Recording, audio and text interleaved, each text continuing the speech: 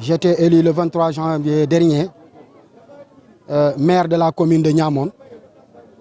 Aujourd'hui, je viens d'être officiellement installé comme maire de la commune de Niamone. Alors, ma priorité, comme vous l'avez dit, demeure l'unité de cette commune-là. Il y avait une compétition le 23 janvier, et comme on le dit, le maire a gagné.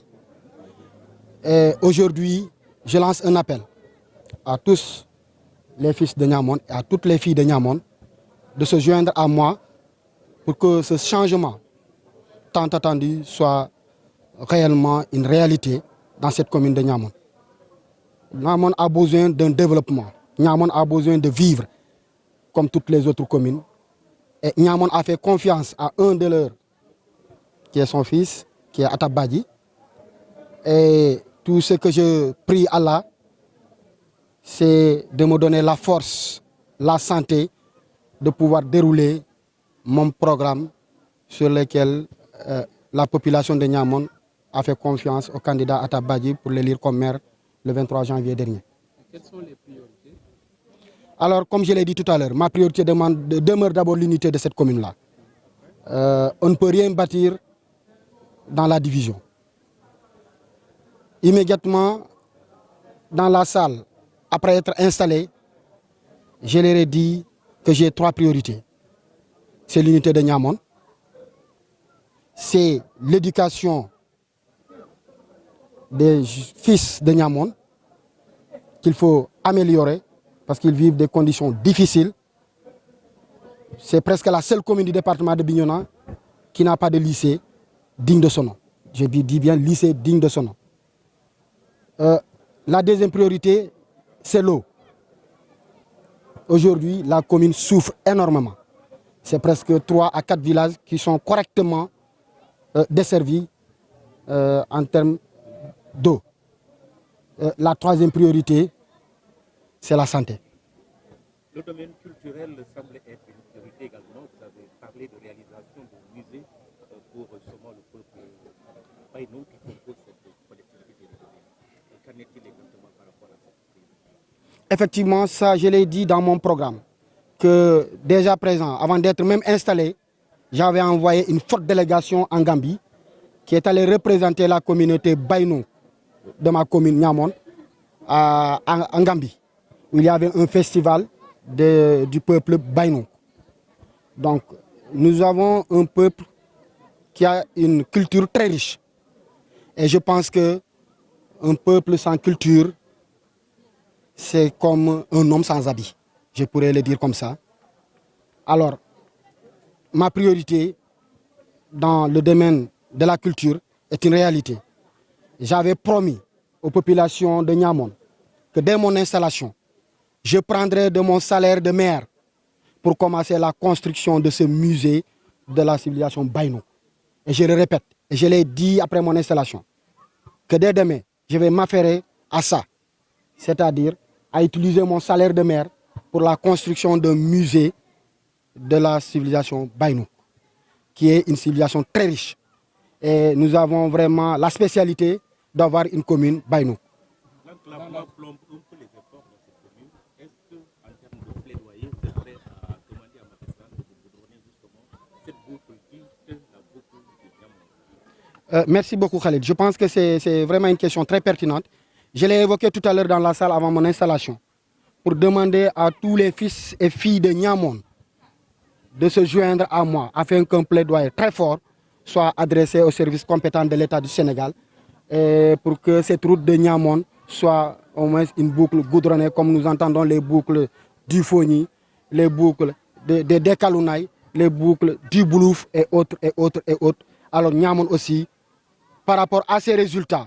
je pense qu'elle a le droit de demander une boucle goudronnée au président de la République, M. Macky Sall. Vous avez aussi évoqué une autre forme de gestion, notamment une gestion vertueuse. Est-ce que vous pouvez revenir là-dessus? Oui, je pense que l'image de cette maison communautaire montre quand même qu'il y avait vraiment de la gabegie dans la gestion précédente. Maintenant, je ne suis pas là pour dire ce qui est fait, ce qui n'est pas fait. C'est pourquoi dans la salle, j'ai signé le document de rapport sous réserve pour dire qu'il doit y avoir un travail de contrôle qui doit se faire. Et ce travail-là, m'impose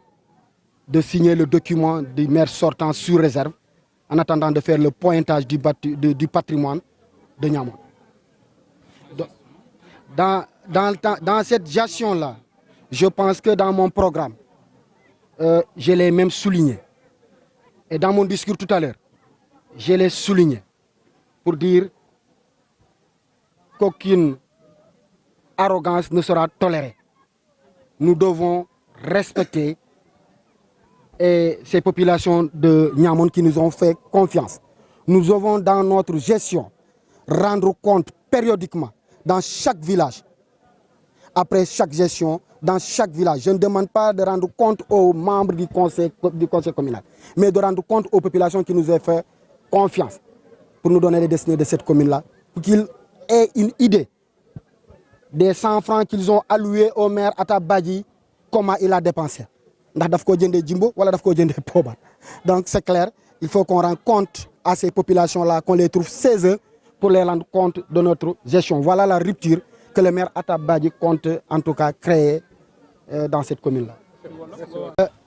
Comme nous l'avons dit, c'est ma priorité d'abord, moi je suis Niamone, nous sommes ban, ñepp wax ben kaddu, ñepp paré nek ginaaw Atab pour mun ko gungé ci liggéey buñ ko denk parce que il ne s'agit pas de voter un maire et d'aller s'asseoir autour du thé et l'oublier que le développement c'est nous-mêmes, nous devons le porter. Le développement doit être un comportement comme je l'ai dit dans mon programme. Ci lolu ñom ñi tan Atab xamnañ ni Atab priorité numéro 1 moy na doomu Niamone yépp nek ben am ben kaddu faté ni amona élection djublu ci liggéey bi. Deuxième priorité comme ni mako waxone fi mu nek jangum xalé yi parce que tamet bu féké Niamone narna am ay cadre il faut que ñu mun ko créer depuis le bas âge té ma gëm né cadre yaangi fi mais mun nañu créer encore yeneen cadre def na ci ay djégo en tant que fils de Niamone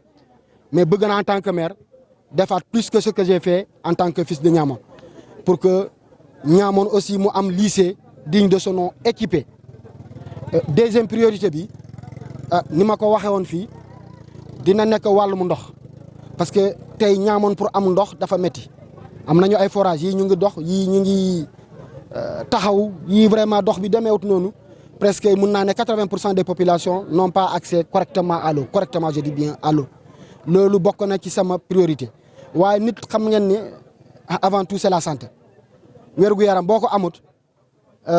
do tal liggéey do tal leneen donc bokk na ci sama priorité amone ben confrère bu ko wax légui ni ne ma dafa déggoon ci sama discours ma wax la construction d'un musée de la civilisation Baynouk. Effectivement ma bamtuwaat ko fi répété waat ko ne biñ ma élire keroog le 23 janvier la dagale ñuma andal ma ci remercier le mouvement Niamone en marche ne notre directeur de campagne élection bi jàll na sama kër lañ ko doon suivre waaye damaa jàpp ne suba bu ñu may installer maire je prendrai une décision forte cette décision forte mooy sama salaire de maire pour ren ji danaa ko jël commencer tabax suñu musée de la civilisation Baynouk parce que yàlla ko def ñun ñu am une civilisation une commune bu am spécialité ñu am te civilisation bu forte la ñu am te caaxaanoo ñu ko dañ ko wone fépp fu ñu dem barki Demba Ndiaye rek laa yónnee délégation bu am doole Gambie ñu dem représenter ma fa ci festival du peuple Baynouk en Gambie donc loolu rek wone na ni ah monsieur le maire effectivement intégré na loolu ci priorité am mooy sama priorité aussi la construction d'un musée la civilisation Baynouk est une priorité pour moi. ci wàllu gestion bi waxoon naa ko fi sànq ne boo xoolee suñu maison communautaire sax dama kaa raxas defaraat ko fi ñu nekkoon fii man maa ko defar sinon doo fi taxaw tey di def li ñu def nii ñaawoon na xool parce que ñu fi daan romb gis nañu ko dama jël ay nit ñi raxas ko ba mu set fu mu toll pour mu mun a xaw a méngoo ak yeneen maison communautaire yi ma gis ne amoon na fi ci gestion ba le passé ci li ñu ko waxee woon ci suñu campagne ma koy confirmer waat ne ñun d'accord ñu ni maire yi di doxee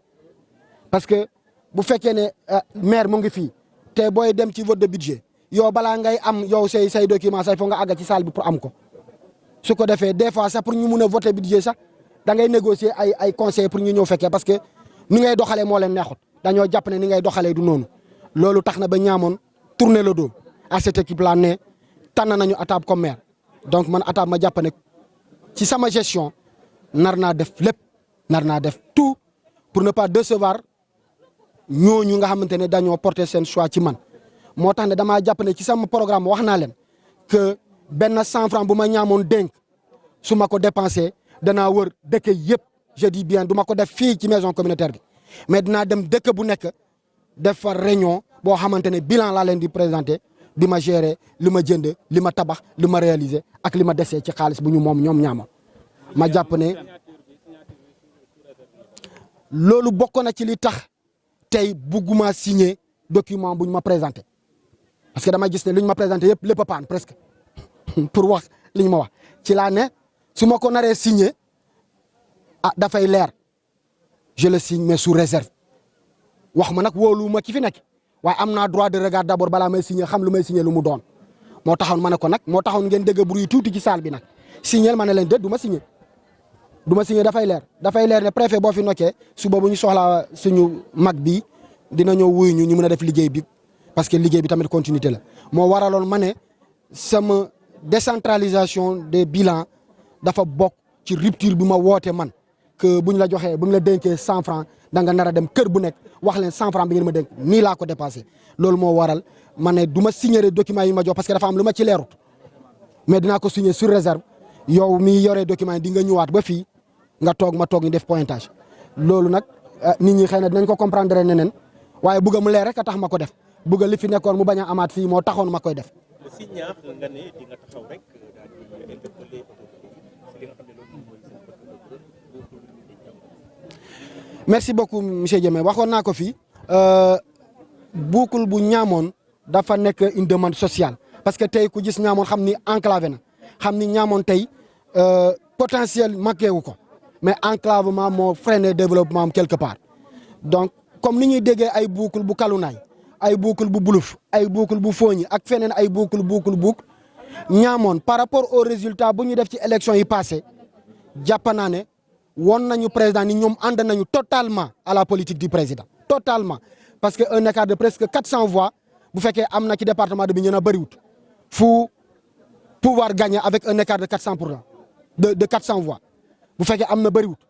donc bu ko pouvoir bi amee Niamone am na sañ-sañ taxaw laaj Macky Sall ne ko dimbale ñu du forcer ñaan ko Macky Sall dimbale ñu ñu nit Niamone comme buukul Kalunaay mu ngi fii ñëw na ba entrée wu Niamone mu yem ñaan nañ ko mu ñëw dimbali Niamone construire leen boucle Niamone goudronné ko ba mu génn Bignona loolu nag ma si lancé un appel fort à tous les fils et à toutes les filles de Niamone qu'ils viennent se joindre à moi ñu ñëw ñu jàpp mun a waxtaan wéy ci liggéey boobu noonu pour que Niamone mun a am boucle am aussi comme toutes les autres communes ñi am seen i boucle